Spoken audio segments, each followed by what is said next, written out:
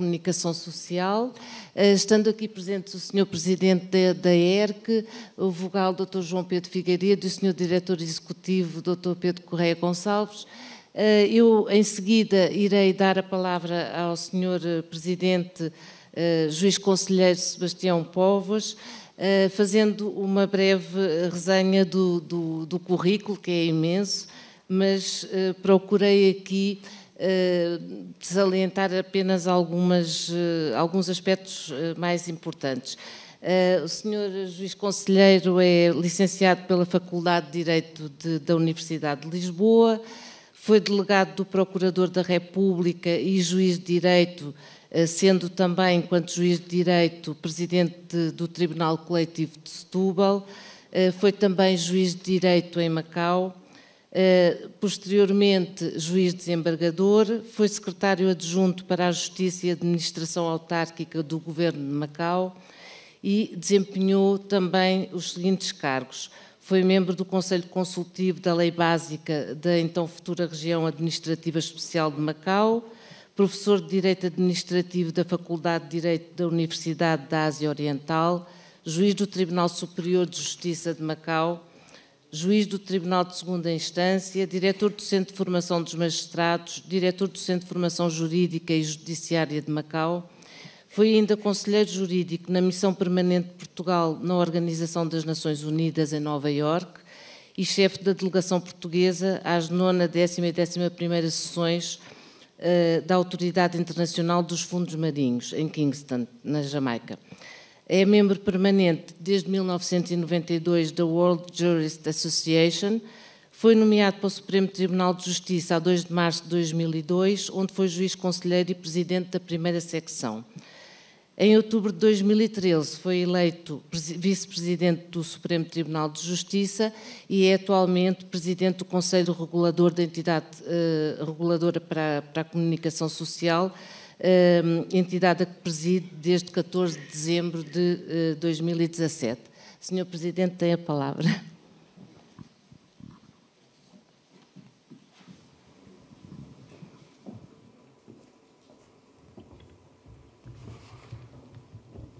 Ora, muito boa tarde.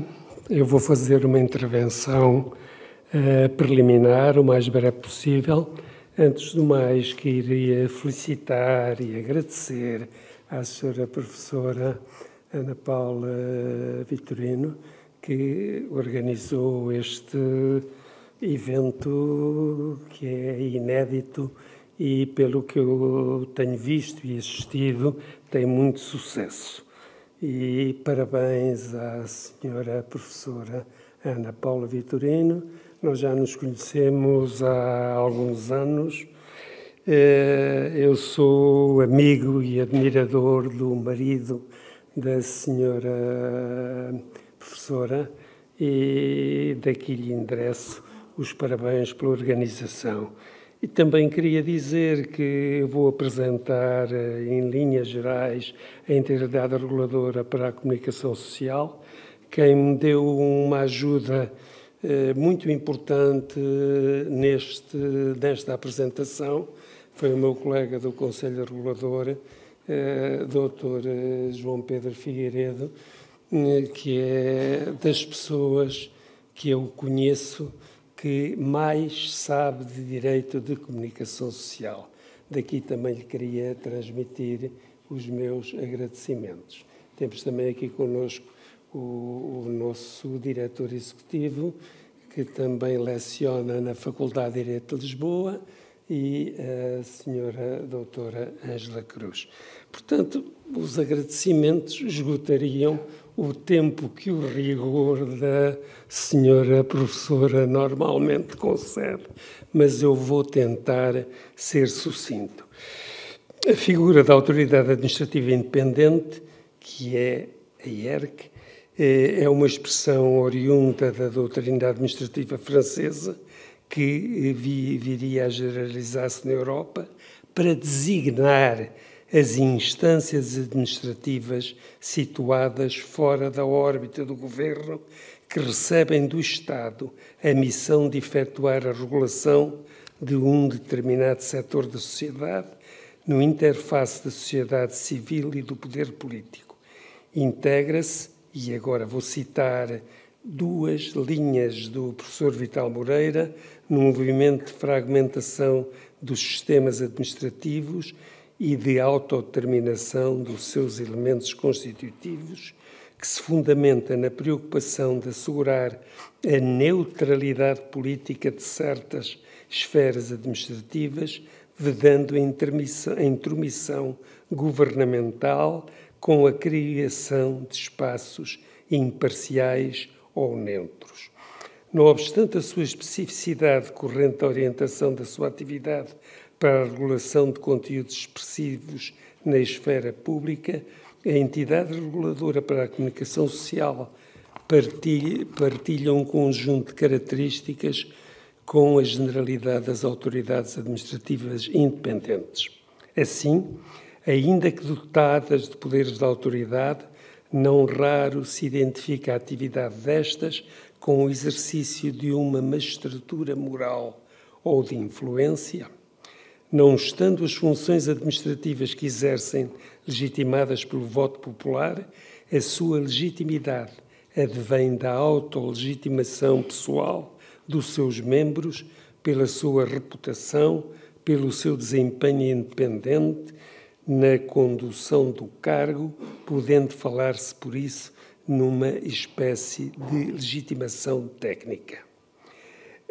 O que define as autoridades administrativas independentes é, essencialmente, a independência orgânica dos seus titulares, diante requisitos pessoais de designação, incompatibilidades, mandato fixo e inamovibilidade durante o mandato.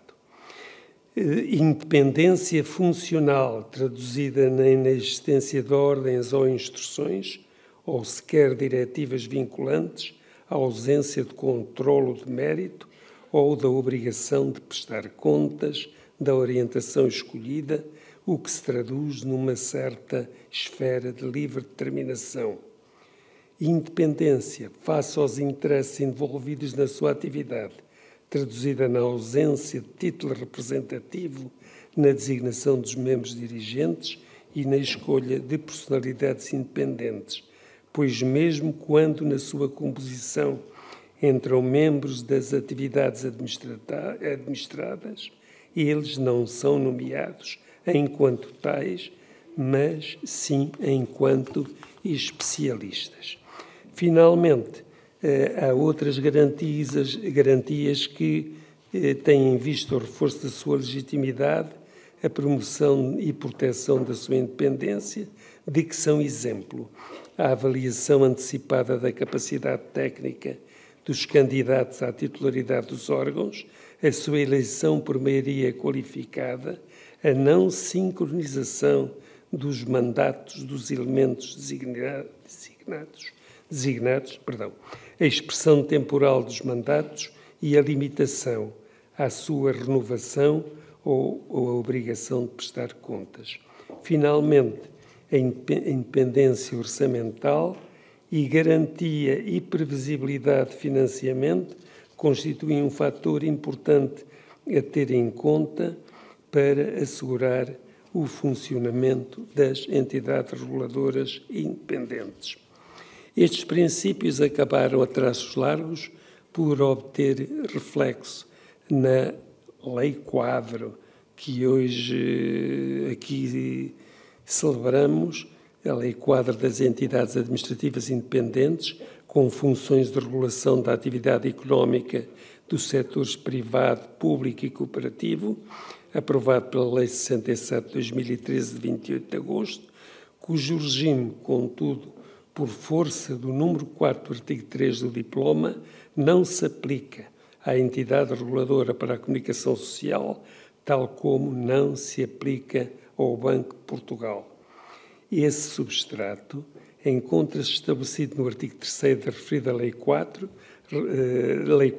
relativa à natureza e requisitos das entidades reguladoras previstas, quando refere: as entidades reguladoras são pessoas coletivas de direito público, com natureza de entidades administrativas independentes, com atribuições em matéria de regulação da atividade económica, de defesa de serviços de interesse geral, de proteção dos direitos e interesses dos consumidores e de promoção e defesa da concorrência dos setores público, cooperativo e social. Por forma a prosseguirem as suas atribuições com independência, as entidades reguladoras devem observar os seguintes requisitos. Primeiro, dispor da autonomia administrativa e financeira. Segundo, dispor da autonomia de gestão. Terceiro, possuir independência orgânica, funcional e técnica. Quarto, possuir órgãos, serviço pessoal e património próprio. Quinto, ter poderes de regulação, de regulamentação, de supervisão, de fiscalização e de sanção de infrações. Finalmente, garantir a proteção dos direitos e interesses dos consumidores. Focando-me agora na regulação dos média, apenas nos anos 80 do século passado se generalizou na Europa a criação de entidades reguladoras para o setor audiovisual, como resultado da mudança do contexto tecnológico, económico e sociopolítico e do consequente abandono dos monopólios estatais na área da rádio e da televisão. De facto, se por um lado a evolução tecnológica permitiu a difusão de emissões por satélite e por cabo, por outro, o crescimento das economias de mercado aguçou o interesse das indústrias do audiovisual e publicitária no alargamento da oferta e conteúdo de média. Ao mesmo tempo, a intervenção do Estado neste mercado, através de um serviço público de rádio e televisão, aconselhava a regulamentação do setor se processasse doravante de forma imparcial. Acresce que a comunicação social democraticamente legitimada pelos princípios da liberdade, pluralismo e independência constitui um dos domínios em que a regulação não deve ser assumida pelo Estado. Daí que a previsão da sua existência, atribuições e autonomia de funcionamento estejam previstas no capítulo relativo aos direitos, liberdades e garantias fundamentais, na própria Constituição. De facto, também a revisão constitucional promovida pela Lei Constitucional nº 1 de 2004 mantém como no texto antecedente, a garantia de observação dos princípios e direitos que informam a comunicação social na esfera de atribuições de uma entidade independente, não deixou de consagrar os traços gerais na sua redação atual. Diz o artigo 39 que cabe a uma entidade administrativa independente assegurar, nos meios de comunicação social, o direito à informação e liberdade de imprensa, a não concentração da titularidade dos meios de comunicação social, independência perante o poder político e económico, respeito pelos direitos, liberdades e garantias pessoais, respeito pelas normas reguladoras das atividades de comunicação social, possibilidade de expressão no confronto das diversas correntes de opinião, exercício dos direitos de antena e de resposta e de réplica política. A lei ordinária, define a composição, as competências, a organização e o funcionamento da entidade referida no número anterior, bem como o estatuto dos respectivos membros, designados pela Assembleia da República e por cooptação destes. A composição desta entidade administrativa, ERC, com a revisão constitucional de 2004, deixou de estar expressamente prevista no texto da Constituição, embora mantendo-se sob reserva de lei. Apenas ficou definido na Constituição. A designação dos membros é efetuada pela Assembleia da República e por cooptação. A sua eleição deve processar-se por maioria de 2/3 dos deputados presentes, desde que superior à maioria dos deputados em efetividade de funções. Foi a Lei 53 de 2005, de 8 de novembro, que, extinguindo formalmente a Autoridade para a Comunicação Social, a Alta Autoridade de Comunicação Social, procedeu à criação da ERC. Posteriormente, o Decreto-Lei 103 de 2006, de 7 de junho, alterado pelo Decreto-Lei 70 de 2009, 31 de março, aprovou o regime de taxas a cobrar aos operadores da comunicação social pelo exercício de atividade de supervisão. Enfim, a ERC é uma pessoa coletiva de direito público, dotada de autonomia administrativa e financeira e de património próprio, exercendo os seus poderes de regulação de forma independente, para o que define livremente a orientação das suas atividades, sem sujeição a quaisquer diretrizes ou orientações por parte do poder político, devendo, contudo, a sua atuação pautar-se pelo estrito respeito pela Constituição e pelas leis.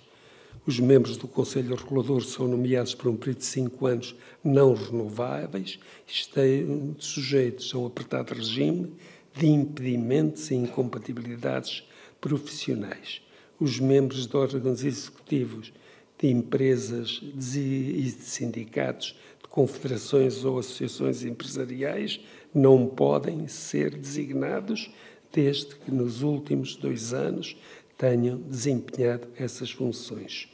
Durante o seu mandato, os membros do Conselho Regulador não podem ter interesses de natureza financeira ou participações em quaisquer entidades que prossigam, exerçam atividades de comunicação social e não podem exercer qualquer função pública ou atividade profissional, exceto funções de exercício de docência no ensino superior e não a título permanente, mas a título parcial.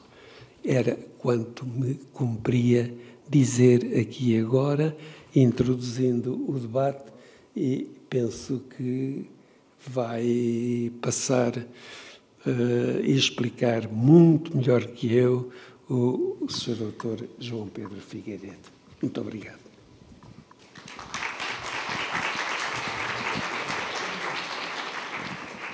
Muito obrigada, Sr. Presidente. Feita esta resenha, e nomeadamente no que concerne ao enquadramento jurídico ou constitucional desta entidade reguladora, percebemos e sabemos que há, de facto, especificidades, precisamente pelo facto de ser uma entidade que está prevista na lei fundamental, e creio que o Dr. João Pedro Figueiredo, vogal, como já referi há pouco, do Conselho Regulador para a entidade da comunicação social, nos irá então desenvolver um pouco também estes aspectos relacionados com as atribuições e competências e também ao nível do âmbito de intervenção desta entidade.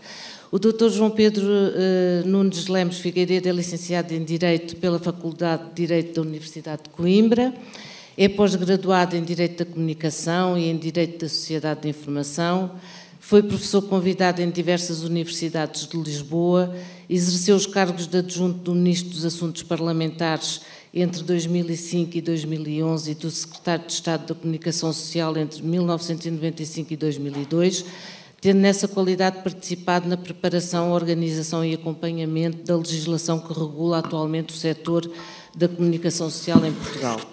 É também coautor e autor de vários livros e artigos publicados relacionados com esta área da comunicação social. Aliás, o Sr. Presidente já teve a oportunidade de referir que o Dr. João Pedro Figueiredo é o especialista nesta matéria e, como se vê também pela apresentação deste currículo. Atualmente é membro, então, do Conselho Regulador da ERC desde 14 de dezembro de 2007 e eu vou passar a palavra ao Dr. João Pedro Figueiredo.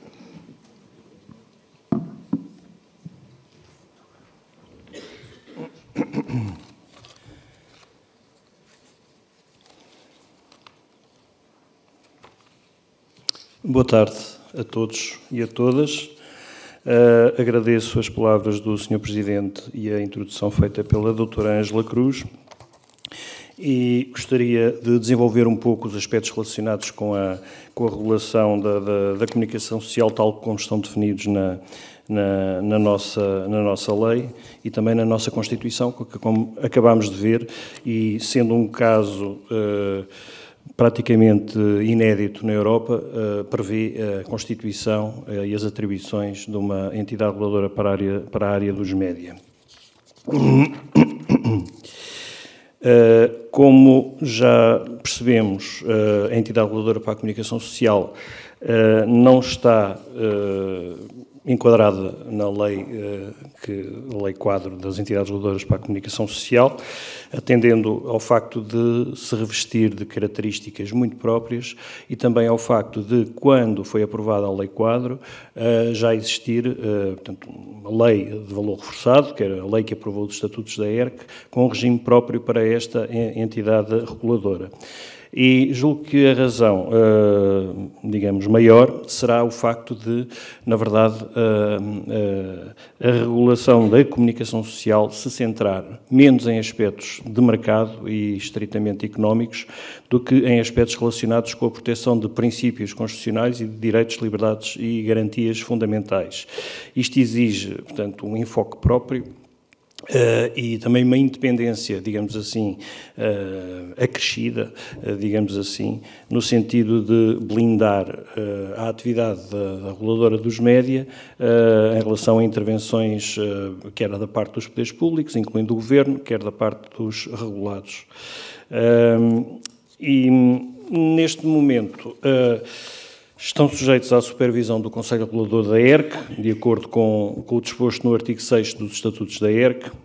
Todas as entidades que, sob a jurisdição do Estado português, prosseguem, através de qualquer plataforma de distribuição, atividades de comunicação social. A lei enumera de forma não taxativa, exemplificativamente, algumas dessas entidades. O que é que são órgãos de comunicação social? Bom, nós sabemos que são órgãos de comunicação social aqueles a que tradicionalmente nos habituamos a ver como órgãos de comunicação social, como as agências noticiosas, as entidades que editam publicações periódicas, os operadores de rádio e televisão, relativamente, em tempos mais recentes, os operadores de distribuição de serviços de programas de rádio e televisão, e depois uma nova, e nebulosa categoria de entidades que a lei também de 2005, os estatutos da ERC já previam, que são as pessoas singulares ou coletivas que disponibilizem regularmente ao público, através de redes de comunicações eletrónicas, conteúdos submetidos a tratamento editorial e organizados como um todo coerente. O que é que isto significa? Isto significa que, no conceito do órgão de comunicação social, devem estar incluídas pelo menos algumas das ideias que estão aqui contidas nesta norma residual que permite a intervenção da ERC no âmbito da nova economia digital, digamos assim, no que diz respeito aos conteúdos mediados por outras entidades. Portanto, sempre que tais conteúdos sejam fornecidos regularmente, como diz a lei, quando sejam submetidos a tratamento editorial e estejam organizados como um todo coerente, que são traços essenciais daquilo que deve ser um órgão de comunicação social, embora não exista na nossa lei uma definição expressa do que seja órgão de comunicação social, a ERC tem capacidade para intervir, assim lhe sejam cometidos poderes pelas várias leis sectoriais existentes. E isso ainda não acontece de uma forma muito clara e era desejável que viesse a acontecer no futuro próximo. O que é que isto significa? Significa que, em princípio, a utilização de redes sociais ou a partilha de textos, áudios e vídeos que relevem de iniciativas ou impulsos de criação particulares, como o YouTube, blogs, podcasts, etc., não se inserem no âmbito da regulação da comunicação social, não são comunicação social, não é? Muito embora a utilização destas formas de intervenção, não é? Possa ser utilizada por órgãos de comunicação social como ferramenta para o exercício da sua atividade e, portanto, nesse caso não devem estar excluídas da regulação. A ERC tem vindo a considerar neste domínio que, por exemplo, as publicações dos órgãos de comunicação social nas redes sociais, no Facebook, Instagram, etc., são extensões das atividades dos órgãos de comunicação social e, portanto, também estão sujeitas à regulação. Agora, atividades particulares, sem caráter regular, de forma não organizada, que relevem do domínio da mera opinião pessoal, que não se apresentem ao público com as características de credibilidade que suscitem nele a convicção de que estão perante um órgão de comunicação social, não são consideradas pela regulação dos média, o que não significa que não devam estar sujeitas também às normas que se aplicam a todas as atividades em geral, desde as normas de natureza penal até às normas de natureza civil.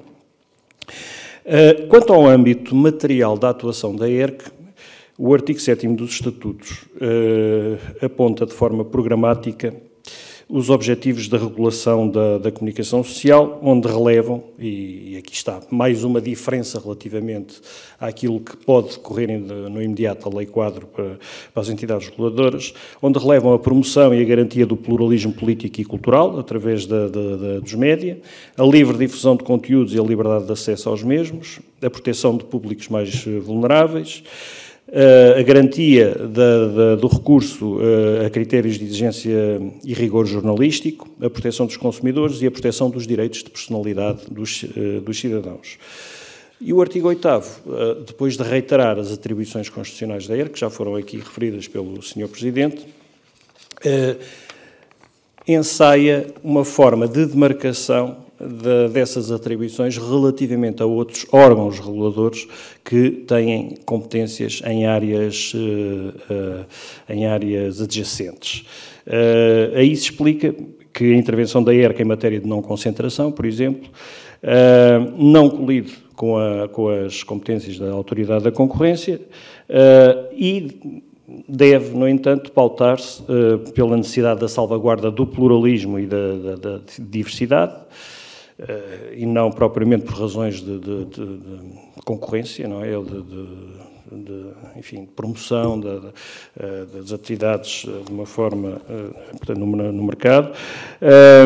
Como se esclarece também que deve ser partilhada com a Autoridade da Concorrência a garantia do regular e eficaz funcionamento em condições de transparência e de equidade dos mercados da imprensa escrita e do audiovisual, atribuindo também, já noutro setor, à ERC, em colaboração com a ANACOM, a definição das políticas e estratégias que fundamentam a planificação do espectro radioelétrico no domínio da comunicação social.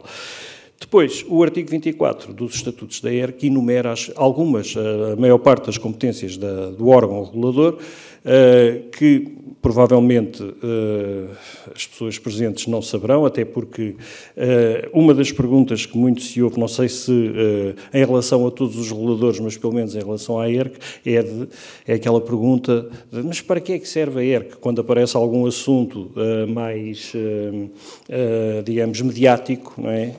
Em que é convocada a intervenção da ERC, as pessoas, enfim, levadas pela espuma dos dias, talvez, perguntam-se, porque parece que não sabem que as competências do regulador da comunicação social não exigem àquele caso ou àquele conjunto de casos que têm maior mediatismo.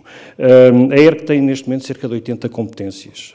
Se quisermos, enfim, ser um pouco sensacionalistas e bombásticos, 80 competências que vão desde as relacionadas com aquilo a que se chama a liberdade de empresa, ou seja,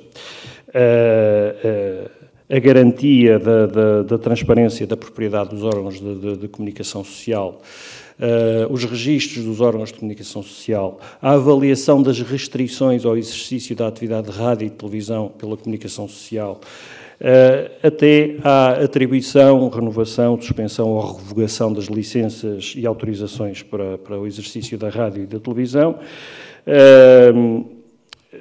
a avaliação dos pedidos de modificação dos projetos que foram aprovados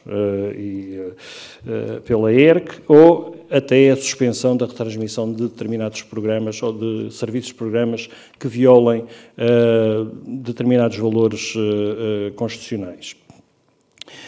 Depois, na área dos conteúdos, A ERC tem um leque muito alargado de competências que vão desde a apreciação de queixas relativamente aos direitos de resposta de antena e de réplica política. Portanto, tem também a competência de fazer respeitar limites legais aos conteúdos publicitários, de fiscalizar a isenção e a imparcialidade das campanhas publicitárias do Estado, a chamada publicidade institucional, de zelar pelo rigor e isenção das sondagens e dos inquéritos de opinião e de verificar a conformidade dos estatutos editoriais dos órgãos de comunicação social com as correspondentes exigências legais. Na área do serviço público, a ERC tem também imensas competências que vão desde a emissão de pareceres prévios e vinculativos sobre a designação dos diretores responsáveis pelos conteúdos da concessionária do serviço público de rádio e televisão,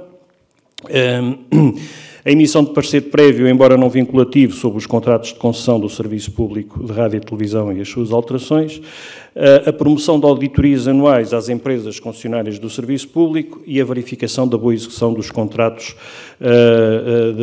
de concessão do serviço público.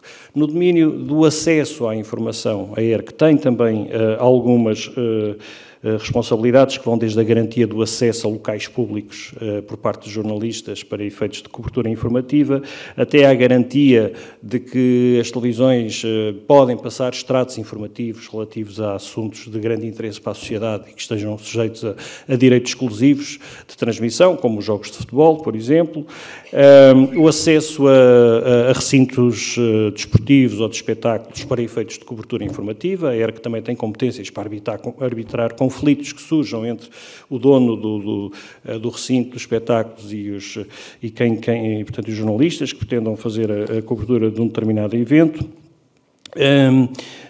Relativamente às obrigações de transporte por parte das redes de cabo que têm ofertas de televisão, a ERC tem também algumas competências, que não vou estar aqui a enunciar, porque seria talvez demasiado fastidioso. Para além de tudo isto, a ERC tem também competências consultivas quanto às iniciativas legislativas que relevem da sua área, da sua esfera de atribuições, e pode propor medidas de política ou legislativas na área da comunicação social. Uma das competências que foi recentemente atribuída à ERC e que é muito importante, e eu aproveito esta ocasião para esclarecer um eventual mal-entendido que tenha surgido a propósito de declarações que fiz neste domínio aqui há uma semana, pelo menos a Lusa parece que não entendeu exatamente as minhas declarações nesse sentido, tem a ver com, uma das competências mais importantes tem a ver com as competências relativas ao cumprimento das obrigações de due diligence pelas plataformas de partilha de vídeo sob jurisdição nacional. Ou seja, todas as plataformas como YouTube, TikTok ou outras que ofereçam a possibilidade de descarregamento de vídeos por parte das pessoas ficam obrigadas, a partir da diretiva de 2018, que alterou a diretiva sobre serviços de comunicação audiovisual e que foi transposta para a legislação nacional pela Lei nº 74/2020, 19 de novembro, todas essas entidades, todas essas plataformas que estejam sob a jurisdição do Estado português, ficam, assim como as que estejam sob a jurisdição de outros Estados na Europa, não é? De acordo com os seus direitos nacionais, que devem incorporar as normas da diretiva, estão obrigadas a incluir um conjunto de funcionalidades que permitam impedir que os cidadãos e determinadas categorias de cidadãos, como os menores, as pessoas de maior idade, mais vulneráveis, possam aceder a conteúdos, não só conteúdos ilícitos, como relacionados com a apologia do terrorismo, por exemplo, ou outros conteúdos de natureza ilícita, como o apelo ao incitamento ao ódio, à discriminação, como também relativamente a outros conteúdos que possam prejudicar, portanto, o desenvolvimento físico e psíquico de menores, como, por exemplo, plataformas que contenham pornografia em aberto, por exemplo, Tem que ter funcionalidades que impeçam o acesso de menores aos seus serviços. E, portanto, estas plataformas passam a ter estas obrigações de due diligence, que passam também pela despistagem da circulação de informação relativamente por meios automatizados, chamados bots, ou através de contas falsas, ou através da monitorização de potencial desinformação. Todas estas plataformas têm que adotar funcionalidades que permitam, e que permitam às pessoas fazerem queixas também e denunciarem conteúdos que não estejam em conformidade ou que as pessoas achem que não estejam em conformidade com a lei. Todas estas plataformas passam a ter obrigações de incorporar funcionalidades que garantam, digamos assim, que o ecossistema que promovem seja saudável. E, portanto, é essa intervenção a montante das plataformas que incumbe, no caso português, a ERC fiscalizar a partir de agora e que vai exigir meios, recursos humanos, financeiros e técnicos muito importantes para que possa ser levada a termo esta competência. E, portanto, a partir de uma certa altura, a União Europeia entendeu que as plataformas de partilha de vídeos, oferecendo determinados serviços às pessoas, não é, têm responsabilidade pela qualidade, digamos assim, dos serviços que oferecem. Tal como acontece quando compramos um carro. O carro tem que vir com determinadas funcionalidades, garantias de segurança e se não o fizerem, o fabricante é responsável. O mesmo acontece com as plataformas de partilha de vídeo. E é aí, nesse sentido, que as plataformas devem ser responsabilizadas. As plataformas de partilha de vídeos não devem ser responsabilizadas, porque não podem, até do ponto de vista jurídico, não podem ser responsabilizadas por um determinado conteúdo que alguma pessoa, alguma vez, decidiu incluir, se a plataforma não tiver conhecimento da ilegalidade desse conteúdo, não é? Mas deve ser responsabilidade se não tratou de apresentar um serviço com garantias de segurança devidas. E, neste caso, é a entidade reguladora para a comunicação social que compete verificar portanto, o cumprimento de todas essas obrigações. Eu gostava só de vos dar também, muito rapidamente, eu não sei se já me estou a alongar, se ainda temos tempo. Estou? 5 minutos ou é melhor deixarmos para depois? 3 minutos, ok. Só para vos dizer que o facto de a regulação da comunicação social não ser maioritariamente orientada para questões relacionadas com o funcionamento dos mercados não significa que muitas das áreas da sua intervenção não tenham um efeito reflexo no funcionamento dos mercados. Por exemplo, a mera atribuição de licenças para o exercício da atividade de televisão tem um impacto no mercado. Agora, o que a ERC não se pauta é quando faz essa atribuição, essencialmente por critérios de mercado. A ERC pauta-se pela necessidade de garantir que determinados princípios de direitos constitucionais são respeitados, desde logo o pluralismo dos média, a independência, etc. Mas mais do que isso, e era aqui que eu queria chegar para terminar esta parte da minha intervenção, o que eu quero dizer é que, cada vez mais, no âmbito da nova economia digital em que vivemos, que é absolutamente transversal a todas as áreas da atividade, cada vez mais a regulação não se pode cingir a um setor específico que se feche em si mesmo e que aplique regras próprias. A própria União Europeia tem consciência disso e recentemente aprovou 2 instrumentos, 2 regulamentos comunitários que têm aplicação direta em Portugal, o regulamento chamado DMA, Digital Markets Act, e o regulamento DSA, Digital Services Act, que convoca precisamente, atendendo à transversalidade, quer dos novos agentes, da atuação dos novos agentes de mercado, dos novos gatekeepers, não é? Que podem ser também bottleneckers, no sentido de estrangular o acesso à atividade por parte de concorrentes, quer no que diz respeito à prestação dos serviços de serviço através das plataformas, sejam eles vendas de viagens, publicidade, etc. todas essas, digamos, todo esse novo modelo de negócio, não é, precisa de um enquadramento regulatório que atravessa todos os setores. E a União Europeia, tendo consciência disso, criou uma estrutura europeia que vigia a aplicação das novas regras comunitárias nesse sentido, quer no âmbito do Digital Markets Act, quer no âmbito do Digital Services Act, e, para além disso, as entidades, ou melhor, os governos ou os parlamentos nacionais devem aprovar internamente uma entidade que coordene a atividade de todas as entidades reguladoras, não é, nos domínios cinzentos e adjacentes em que elas próprias não se sentem à vontade para intervir. A ERC, por exemplo, tem tido algumas dificuldades de intervenção, até porque não tem competências expressas para isso, em diversas matérias que são muito importantes para a área dos média e para garantir a liberdade de expressão que é suposto garantir nos termos da Constituição.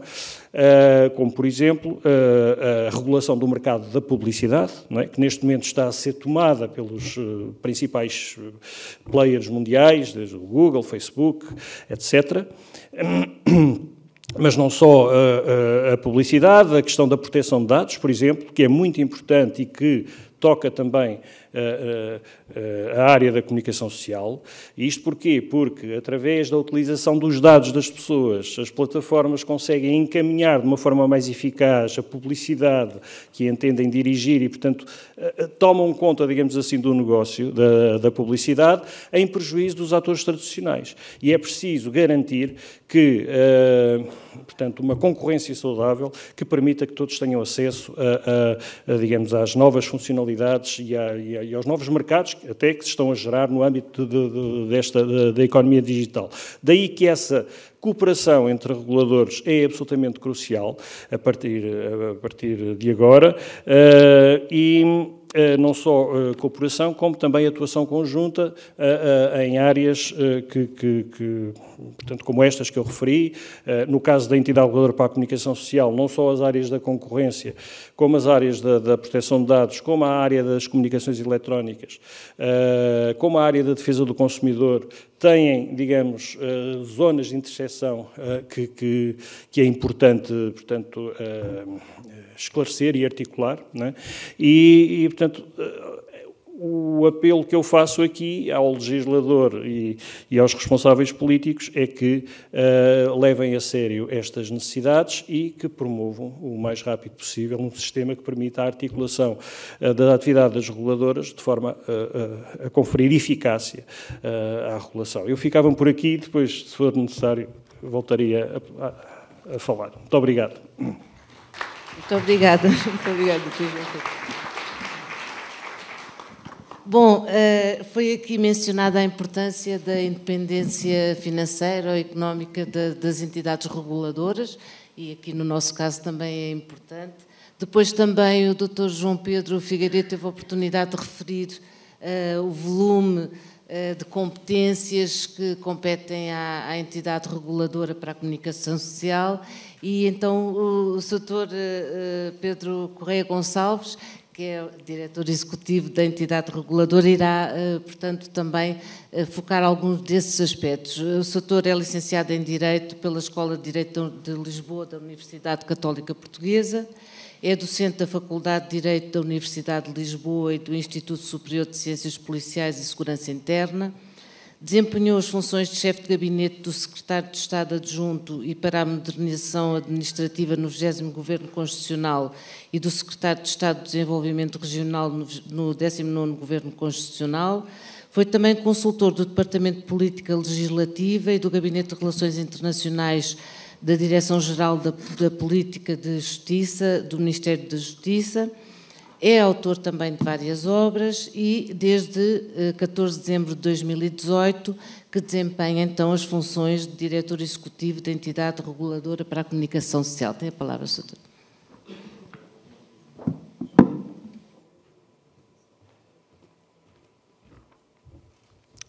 Muito boa tarde a todos. Começo naturalmente por agradecer à Sra. Presidente do Conselho de Administração da Autoridade da Mobilidade e dos Transportes, a Engenheira Ana Paula Vitorino, que muito estimo, o amável convite que nos endereçou e, na sua pessoa, quero cumprimentar todos os presentes a quem desde já agradeço a atenção que irão dispensar-me. Voltaire afirmou um dia que em matéria de dinheiro todos temos a mesma religião. Eu diria que em matéria de recursos financeiros todos nós, reguladores, temos a mesma crença, isto é, em maior ou menor medida, padecemos de alguma escassez de recursos financeiros e orçamentais para a prossecução das inúmeras competências que nos são legalmente atribuídas, pondo em causa a nossa independência. Este problema que atinge as entidades reguladoras, entre o ser e o parecer independentes, convoca-nos todos a refletir sobre a questão da verdadeira independência e autonomia dos reguladores. Sofia de Melbreiner Anderson dizia que uma grande necessidade de independência talvez torne as pessoas um bocado distantes, mas sem essa independência elas também não podem fazer nada. O mesmo se poderá dizer relativamente às entidades reguladoras que precisam de ser distantes e independentes do poder político, pois sem essa independência não poderão exercer cabalmente as suas funções e atribuições. Existindo uma independência legal e funcional, é razoável defender que ela pode ficar em perigo se não for acompanhada de uma verdadeira independência financeira. Nesta senda, não é, pois, absurdo pensar, em tese, que um governo pudesse, para limitar a ação de um determinado regulador, cativar de tal forma o seu orçamento que a entidade teria a sua ação amplamente cerceada. Daí, toda a crítica feita às cativações orçamentais, as quais, inclusive, chegaram a ser proibidas em sede de lei do Orçamento do Estado.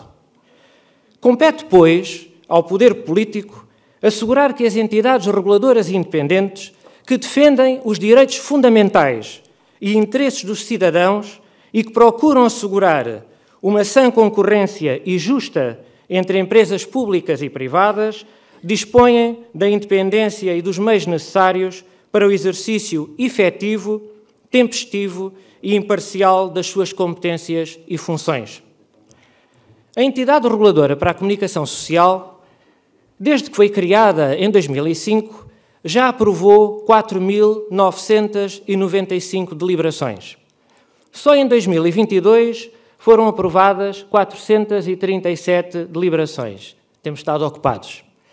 No final do ano passado, tínhamos registadas na ERC 1.710 publicações periódicas, 301 empresas jornalísticas, 272 operadores de radiodifusão, 181 serviços de programas distribuídos exclusivamente pela internet, 24 operadores televisivos, 14 operadores de serviços audiovisuais a pedido, com 20 serviços audiovisuais a pedido, 11 operadores de distribuição, 2 empresas noticiosas e um fornecedor de plataformas de partilha de vídeos com 2 plataformas.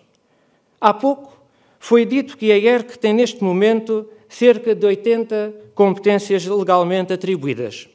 Muitas outras vêm em caminho, desta feita por decorrência da aprovação de legislação comunitária e da sua transposição para o ordenamento jurídico nacional. Para a prossecução das suas inúmeras competências e atribuições, a ERC possui 3 grandes fontes de financiamento.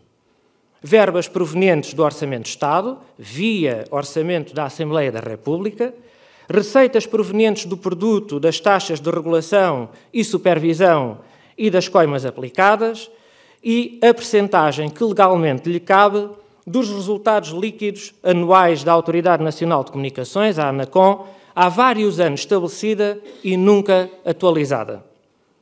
Quanto a esta última receita, e tendo em conta que o valor a transferir para a ERC não se encontra legalmente fixado, todos os anos é aprovada uma portaria conjunta que fixa a forma de aplicação dos resultados líquidos anuais da ANACOM. Ao contrário do estabelecido para a Agência Espacial Europeia e para o Instituto do Cinema e Audiovisual, que recebem diretamente os montantes a que têm direito por via da mesma participação naqueles resultados líquidos, a ANACOM está legalmente obrigada a transferir para o Tesouro, leia-se Ministério das Finanças, o valor que cabe à ERC. Em face, mostra-se então necessário publicar, também anualmente, uma outra portaria a assinar pelos membros do Governo responsáveis pelas áreas das finanças e a razão da matéria, para fixação do montante em concreto a transferir para a ERC por conta daqueles mesmos resultados líquidos. Como bem compreenderão, tal enviesamento legal sujeita a ERC a uma falta de previsibilidade quanto ao recebimento daquele montante e, por via da intervenção de vários membros do Governo, a uma contração da sua independência, também suscetível de ser aferível simbolicamente, tanto mais patente se relevarmos ser a ERC uma entidade constitucionalmente consagrada e sem qualquer tutela governamental. Não obstante as inúmeras diligências realizadas até o momento, não foi ainda possível resolver esta questão de mero e diminuto pendor logístico, mas tão importante do ponto de vista da independência e autonomia da ERC.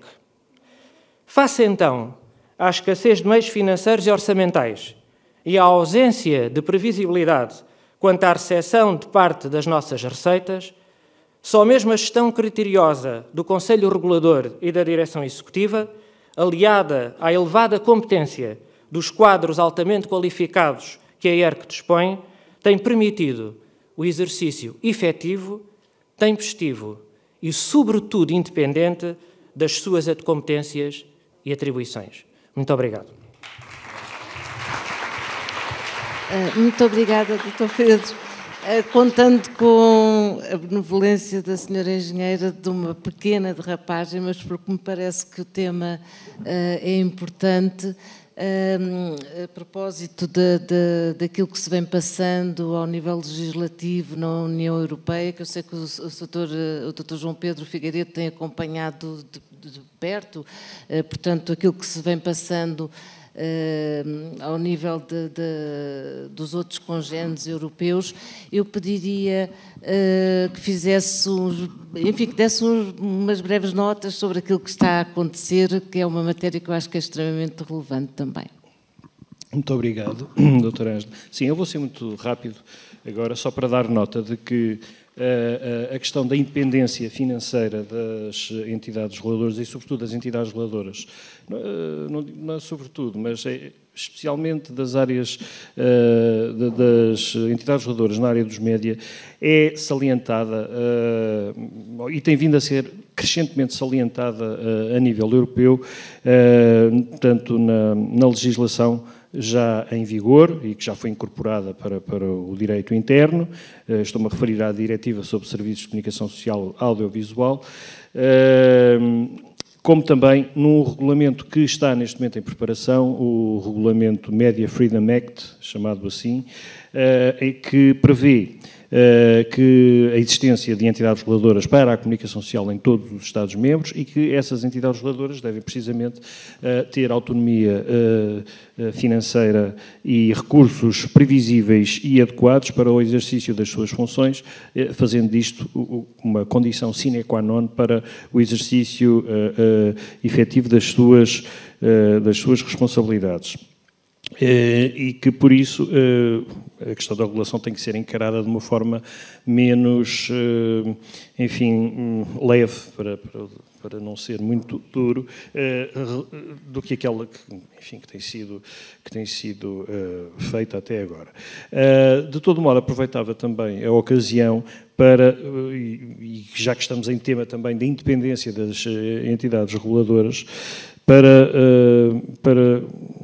partilhar convosco o facto de que este regulamento que está agora em discussão a nível da União Europeia, que se dirige especificamente à atividade dos média, o Media Freedom Act, que tem como objetivo promover a liberdade de expressão e proteger a atividade dos média, tem subjacente uma ideia um pouco perigosa do ponto de vista da regulação dos média, que passa pela criação de um organismo europeu que agrupa os vários reguladores nacionais, mas que a Comissão Europeia pretende que seja um instrumento adjuvante da sua política para os média na Europa.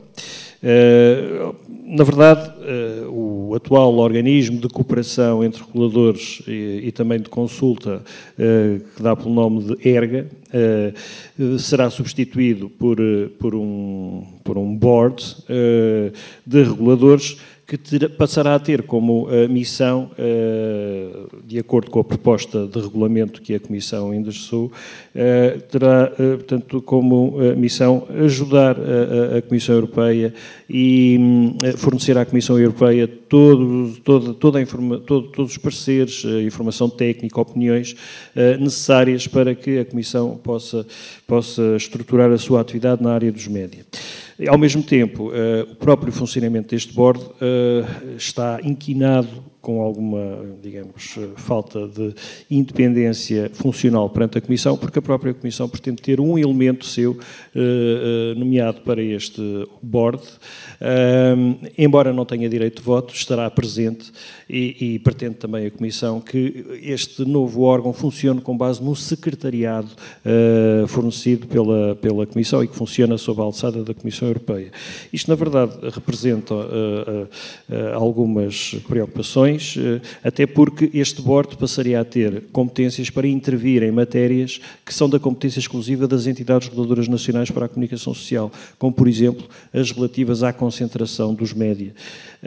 Este board passaria a ter competências para dar pareceres sobre as próprias decisões das autoridades nacionais em matéria de pronúncia relativamente às concentrações dos média que afetem o pluralismo ou que possam afetar o pluralismo e a independência, claramente usurpando uma função que é das reguladoras nacionais e que compete aos Estados-membros e para a qual, inclusive, a própria Comissão Europeia não tem competências no âmbito dos tratados.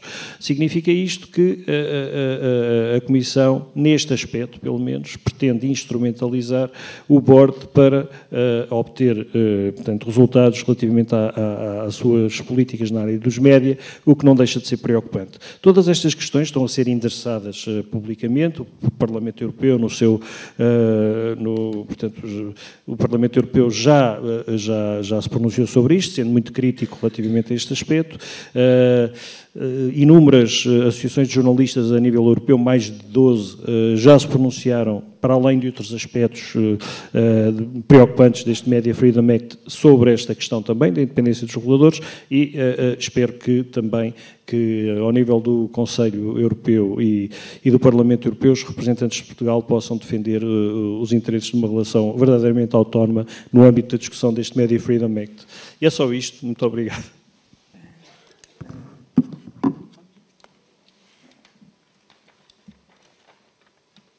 Muito obrigada.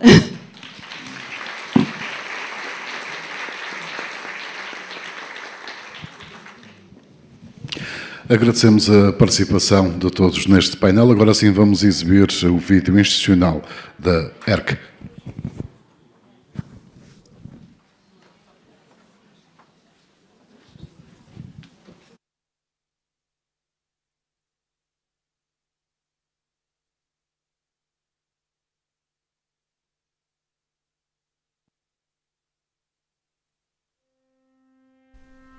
A ERC é a entidade que regula o setor dos mídias em Portugal, assegura o respeito, o direito à informação e à liberdade de imprensa, a proteção dos públicos menores perante conteúdos sensíveis, estipula critérios para as emissões televisivas serem acessíveis a todos, verifica os tempos reservados à publicidade, zela pela não concentração da titularidade dos meios de comunicação, salvaguarda os direitos de personalidade individuais e exige uma informação rigorosa e isenta e que respeite o pluralismo cultural e a diversidade de expressão. A ERC iniciou funções em 2006. Tem estatuto de entidade administrativa independente, com competências sobre jornais, revistas, empresas jornalísticas, agências noticiosas, operadores de rádio e televisão, operadores de distribuição, operadores de serviços audiovisuais a pedido, serviços de programas difundidos exclusivamente pela internet e plataformas de partilha de vídeos sediadas em Portugal. A ERC é financiada pela Assembleia da República, pelas taxas de regulação e supervisão, pelas coimas que aplica e por uma parcela dos resultados líquidos da ANACOM. A ERC atua segundo princípios de transparência e proporcionalidade. Analisa participações de cidadãos e instituições e abre por sua iniciativa processos de averiguações. Adota informações, diretivas e deliberações e lança guias para incentivar boas práticas na cobertura informativa. A ERC é membro ativo de várias redes de reguladores, promove conferências e encontros abertos à sociedade civil, tem encontros regulares com associações representativas do setor, dinamiza ações de literacia mediática em escolas e bibliotecas e conduz estudos sobre a realidade mediática portuguesa.